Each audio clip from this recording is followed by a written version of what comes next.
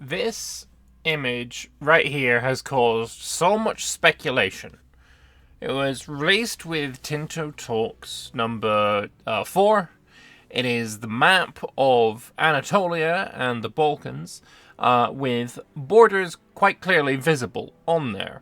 And obviously, when you have a map shown with borders, you will be able to determine pretty accurately what date we're looking at, and to a reasonable degree of accuracy as well. Things like Bithynia here and when it was conquered by the Ottoman Empire. When did that happen? Well, 1337. It could have been late 36 or early 38, but when you put it together with all of the rest of the things going on in the map, people pretty quickly came to the consensus that 1337 was the most likely date for the beginning of EU5. And, well, we have some really interesting maps to show you, first of all. So we have this one here. This is by Clickfication, and it shows somebody going through and having all of the borders kind of mapped out, colored out, and he's even put labels on them. I don't like that he's called them Byzantines, but hey, that's probably what they're going to be called in the game, so it is what it is. But this is most likely what we are going to see when we get our hands on the game. Just draw a few maps to see basically this is what you're going to get. That's the long and short of it. And yeah, so we're pretty sure it's 1837. Sorry, not 1837, 1337. And, well, today, very recently, Johan just straight up just admitted it. It's confirmed. It is straight up confirmed. There's been a lot of speculation on start dates, where many of you figured out that the correct start date is the 1st of April, 1337. So, when I saw 1st of April, I was immediately, okay, is this slightly sus? Is it April Fool's joke? But I don't think it is. I think it is, in fact, just the 1st of April, 1337. That's when we're going to start the game. Why have we picked that date? Well, many reasons. It starts before the Black Death, which creates an early game challenge. See, for this, I was initially very confused by this, right? If you imagine you have just loaded up the game, right, and you have a population system, and say you load up as a nation with, I don't know, say 2 million people living in your nation. Then you get the Black Death, and where in EU4, in CK, and basically every Paradox game, you start the game and you initially and instantly go on a period of growth and expansion. We're going to immediately suffer from the Black Death and suffer, for some nations, like a third, 50% of our population just dying. That's a very intriguing design decision, and I'm excited to see how they make that compelling. I mean, compelling is probably pretty easy, but how they make that satisfying for the player, because people don't like losing, right? In EU4 in single player, when you lose, let's be honest, most of the time you reload or you quit, you start a new game. Losing 50% of your country is a pretty big loss. So it'd be interesting to see how they make it so that you want to keep playing after you basically just died a lot. But that's obviously not the only thing that's going on in 1337, so let's have a look. France's system of feudal loyalty is tested as Edward III is about to embark upon the 100 Years' War. 1337 is when the 100 Years' War started. Lasted until 1453, I think, is like the definitive end date. So a little bit longer than 100 years, but obviously a very interesting time period for England and France, which are honestly kind of... If EU4 could have had protagonists, I feel like those are two that very much would stand apart as the more protagonisty nations in EU4. There's still a colony on Greenland, and in fact, in 1337, there may in fact also be some people from Greenland still living in Canada.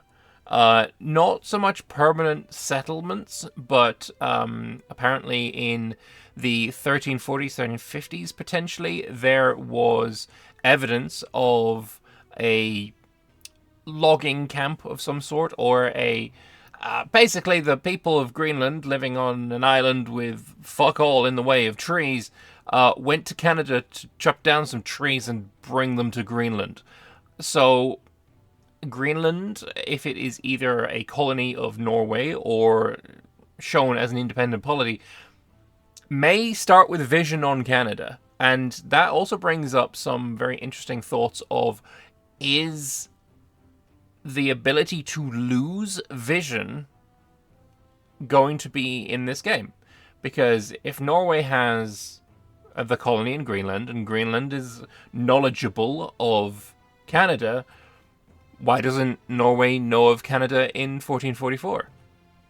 It kind of should, but also, realistically, they kind of shouldn't, because the Norwegians kind of forgot about Greenland and Canada in the 100 years in that period. So, brings up interesting questions. A big Byzantium, but the Ottomans are about to expand. This is something that I am pretty excited about. Obviously, Big Byzantium, I still hate the name. It should be the Empire of the Romans or something along those lines. But either way, they are larger, right? If we go back to the mock-up political map, the Romans own quite a lot of Greece, and this is basically after your first war with the Ottomans in EU4. This is kind of what you're looking to control. Ottomans, very, very small. But the Romans are about to suffer from a civil war, and the Ottomans are about to just kind of go ham. It was even stated by Johan that one of the more interesting campaigns for the people at Tinto right now is playing as the Ottomans, which I guess makes sense because obviously in EU4 the Ottomans already start big. They're kind of done already. I mean, obviously they grow a lot bigger than they are in 1444, but they are still the biggest guy on the block. They are the strongest in the area. They are hegemonic. Here, they start a lot smaller than the Romans. They start smaller than Bulgaria, smaller than Serbia, smaller than Eretna, smaller than Karaman even. So, bringing the Ottomans to what power level they are in 1444 seems like it could be a very interesting time. Also, for all you Romanophile, Romaboo, whatever, Byzantophile, I suppose, we get to start with a more strengthened Roman Empire that we're going to be able to revive a little bit easier than we do in EU4, potentially. Though, depending on the mechanics, depending on how the Black Death affects us, depending on how this civil war that is impending affects us, we could also have a pretty difficult time. So, that all remains to be seen. The rise of Timur is about to happen. Of course, Timur is off the edge of the map here, but he's about to start going ham, and even at some point marches into Anatolia. So that is going to be a very interesting situation to experience. Let's go back to where I was. There we go. Some powers at their zenith, but facing big challenges such as Mali, Delhi, or Yuan. Mali, Mansa Musa is either recently dead or just about to die, the richest man in the history of human history.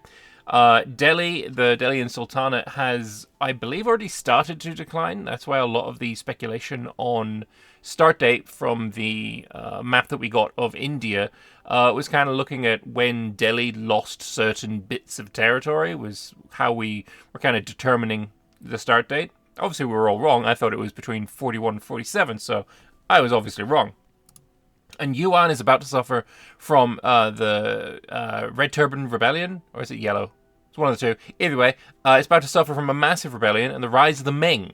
So, like, all three of these empires go kind of horribly declining, which is interesting, right? Because if you think about EU4, we have very hegemonic countries in EU4. We have France, which is very, very stable.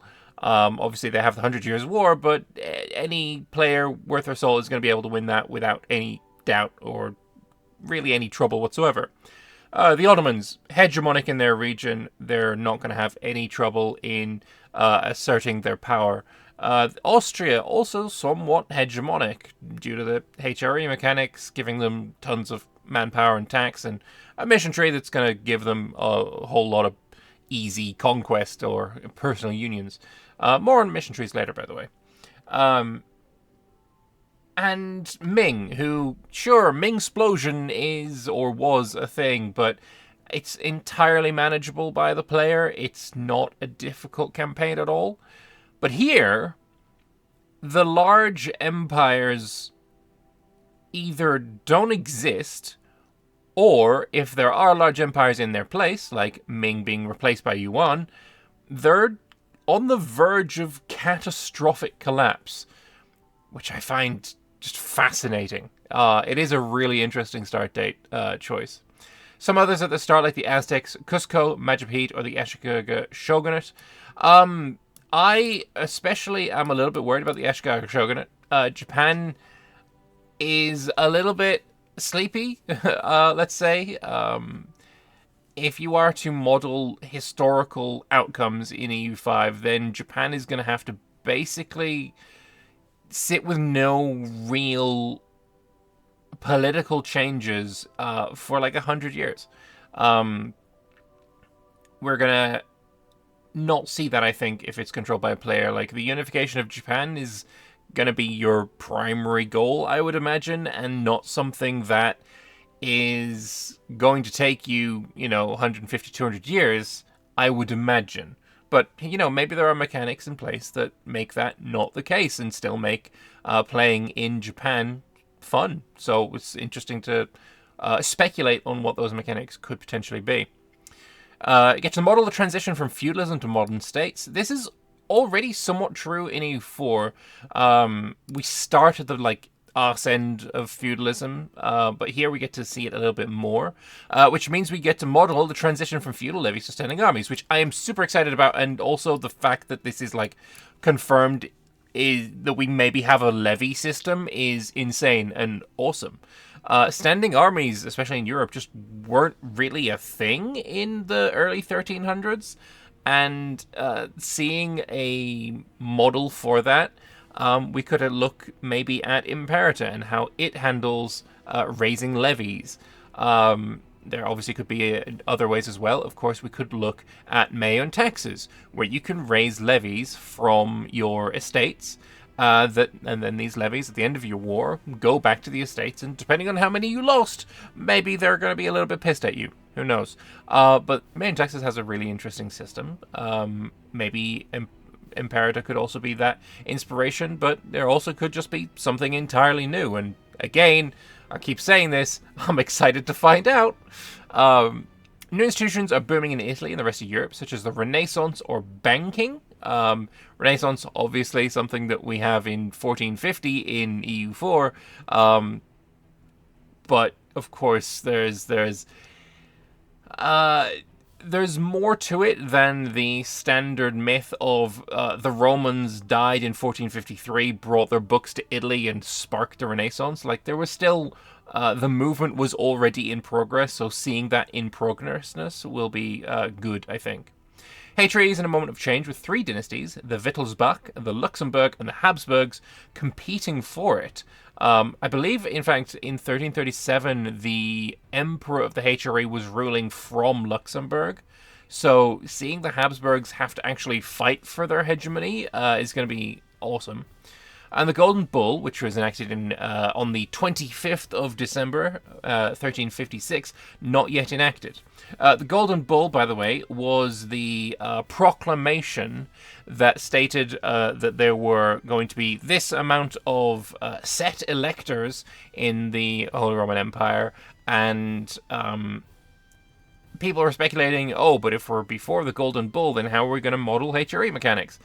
The fact is, the Golden Bull didn't actually change all that much. It just codified what was already kind of de facto the case. So I think it's not going to change all that much. Catholic Church is at its height, and military orders are crusading in northeastern Europe and the Mediterranean.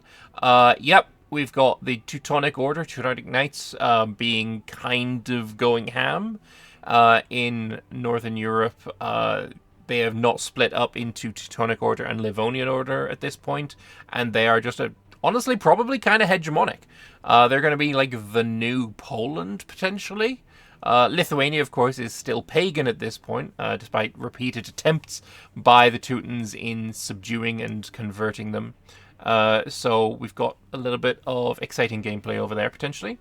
The Pope resides in Avignon, which will lead the Western Schism with Rome.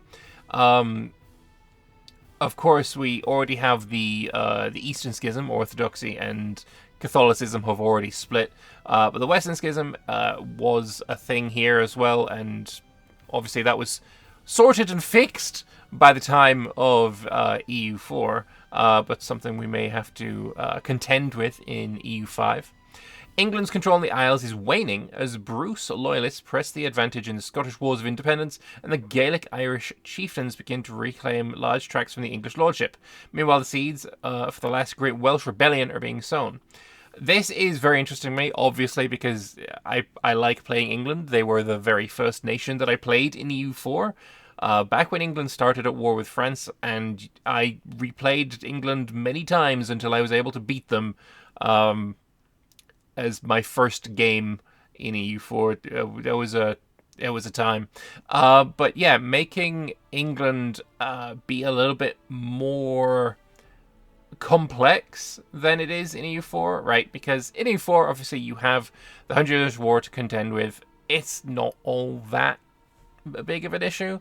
The bigger issue for England's early game is the War of the Roses, the complete travesty that is your ruler, Henry V.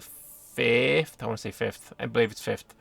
And you really got to overcome these hurdles, but after you've done that, it's smooth sailing, right? Control of Scotland is not difficult. Control of Ireland is anything but difficult.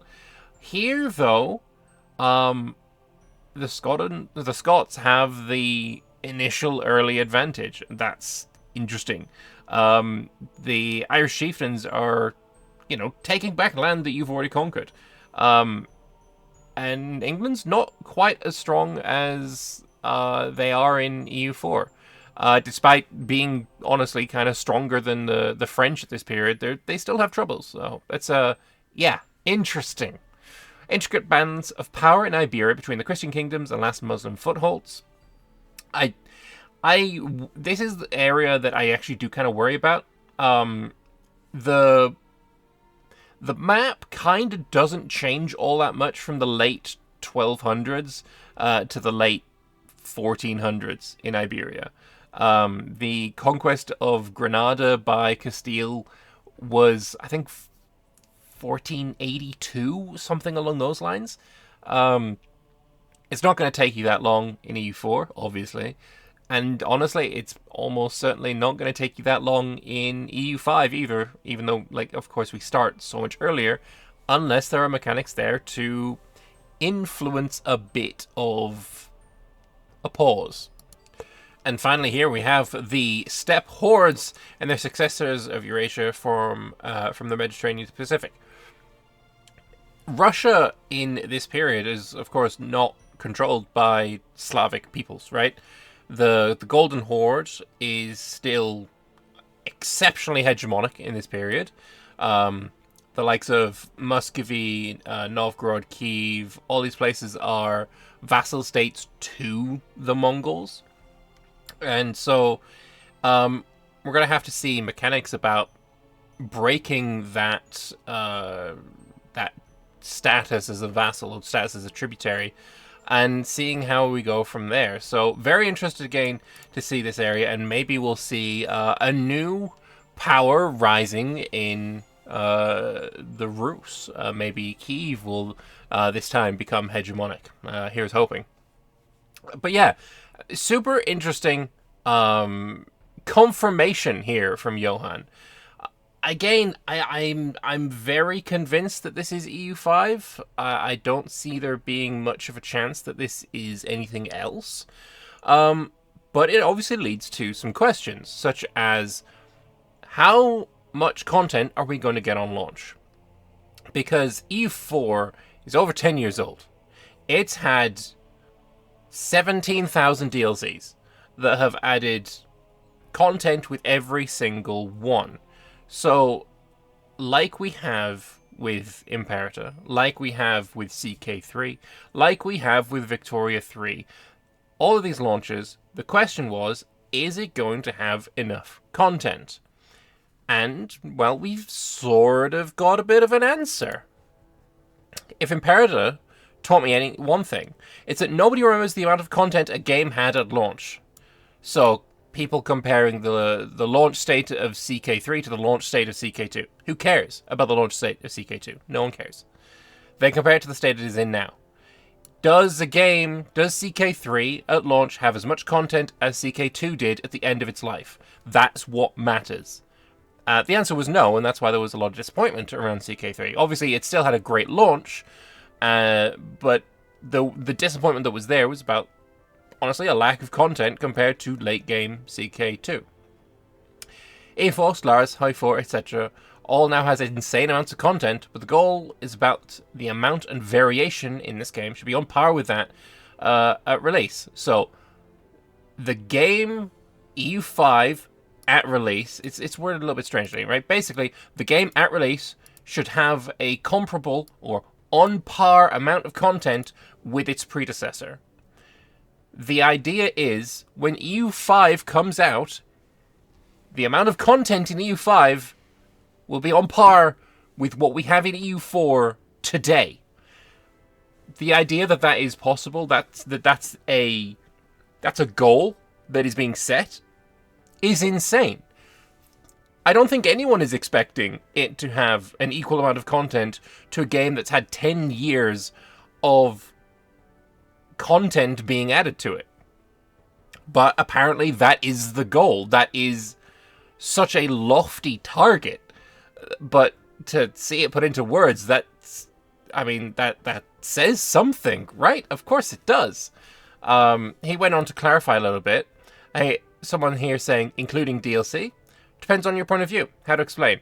If game X has content type A and game Y does not have that type of content, it's not an easy comparison. For some metrics about like amount of events, it's a trivial comparison. E4 has about 6.2k events now. CK2 had over 10k at the end. So, a lot of people take this to mean, is the content type A is mission trees and game Y, being EU5, does not have mission trees. I don't think that's true, right? I think, obviously, that mission trees are going to be a thing. We are going to have mission trees in some form or another, and I believe that has somewhat been confirmed as well. Like is said here. He's asked, will EU4 type mission trees make a reappearance in Project Caesar? No, there'll likely be another type and style of mission trees. So, for my money, I'd be betting on Imperator style mission trees, because they are simply better. So here we are. For example, here is EU4's mission trees. You have a nation, you click the mission tree button, and you have your tree of missions. This is, I think, an old mission tree, Byzantine missions. I think these are all, but it doesn't matter. Right, this is the kind of style we're looking at. In Imperator, however, we have something I think is much, much better, right? Here, we have an Imperator mission tree for Carthage. When we open up the mission tab, we get to choose between 4 different blocks. Once you select one of these blocks, then you are brought to a familiar-looking tree-style mission tree system. The way this can be more interesting, more dynamic, is because these blocks can be anything. These can be based on anything. One of them can be based on your government type and be shared by many, many different countries that share your government type. One can be based on your location, which region you're in. One can be based on the colonization. One can be based on your religion, your culture, your anything, really. And if another country shares the conditions to have one of these show up, then they can have it too. And also, they can just be unique. The trigger for it can be, is playing as France, is playing as the Roman Empire, is playing as the Ottomans, etc., etc. Having this kind of mission tree, I think, is a really great system, and of course, it will be updated from what it was like in Imperator. That's undeniable, that's obvious. It will be better, hopefully. But this, as a starting base, is a really good place to start. So we're likely to get another type and style of mission trees starting from Imperator's base, because Imperator's base is just kind of pretty good. And speaking of other things that are, pretty good, we also have the notification system. And this one is something that is kind of something very relevant to me. So here we have the confirmation that the red, yellow, green banner alert system is going to be in Project Caesar, EU5. Convertible message system, like all EU games, also confirmed to be in EU5. Fantastic. I don't know how many of you follow my Twitter, but back in March of last year, almost a little bit over a year ago now, I posted that one of my biggest desires for EU5 was the little notification bubble of CK3 and of Victoria 3 to die, because I hate it. It's honestly awful without any kind of redeeming qualities whatsoever. And Johan replied, won't be in any games he makes. He hates it with a passion. It breaks the two most important rules when it comes to UI. Reduce the amount of clicks you need to do and show you the important information when you need it. This bubble won't be in EU5, which is fantastic news. It is fantastic news. And one of my biggest reasons for this is that EU4 has the best UI of any Paradox game. Like, without question, without any competition, really. And a big part of that is the red, yellow, green traffic light warning notification system that we have in EU4, which basically tells you everything you need to know. Is the notification red? Then I should probably look at it kind of immediately. Is it yellow? It's sort of a middling thing that I should look at some point. Is it green? It can be ignored. It's not a huge priority. This is fantastic and way better than this number changing from 8 to 9. That's unnoticeable. And this 9th notification might be very important. It might not be, because a lot of the notifications in here are unimportant. But it might be very important. But you're not going to get any notification about that. And finally, the last point I want to make today is things will be upgraded from EU4. I think, again, everyone's pretty convinced that this is EU5. But things will be upgraded. Just because something was in EU4 and people didn't like it in EU4, it doesn't mean it's not going to be upgraded. Things like EU4 parliaments. They were fucking terrible. I've complained about it on so many occasions. I really dislike the complete slowdown that happens as soon as you have a parliament debate come up, where you have to basically pause the game and then scroll through this menu, choosing which, I guess, privileges or costs to pay in order to get your parliament bonus for the next 10 years. It's awful. And Johan clearly agrees. The parliament system of EU4 parliaments was shit. It didn't age well. This is just fact. So seeing that improve will be very nice. EU5, or again, Project Caesar, has already kind of confirmed that parliaments are obviously not going to be the same, but parliaments are also more similar to the estates call diet system. It's obviously not the same. Everything is going to be changed. Everything is going to be different. But if we're calling the cold diet system parliaments in this new game, that seems the closest comparison. But yeah, I just wanted to go through some of the things that we've just learned from why they chose 1337, and to also some of the things that have been said on the forums in since the last time I made a video.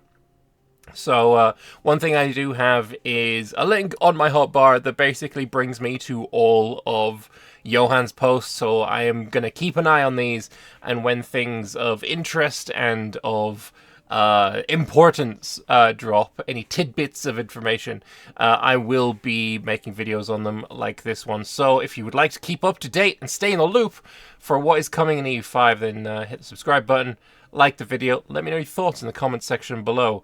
And the absolute final thing that I want to mention before we end off is that you should probably also go and follow Leanna Hafer over on Twitter. One of the things that Leanna has done, other than be one of the co-hosts of the No CP podcast that I was in a couple of years ago, is she has compiled, if I scroll down a bit, where is it? She has compiled the Johan files, which is a Google document that includes basically everything that Johan has said about various things on the forum. This is a huge help and a huge source of information if you want to know, oh, did Johan say anything about 3D and 2D character systems? He was discussing 2D images are less performance, and apparently that's just not true these days. And everything includes links. Everything includes links. It's fantastic. You should definitely go and have a look. I will put a link to this, to Len's Twitter. You should go and follow both. And finally, I was very recently on Len's podcast, the 3 Moves Ahead podcast. The episode where that takes place is coming out in the next few days. I'll post a link on my community tab when that comes out. But yeah, that's it. That's all I really got to talk about. If you like what I do, hit subscribe. Later on today, I will be casting an Anbana dev clash over on twitch.tv/LordLambert_. Go follow me there as well. If you miss it, Lord Lambert or Lambert VODs, something like that, there's links everywhere. Just go do all the things, and I will see you next time. Bye-bye.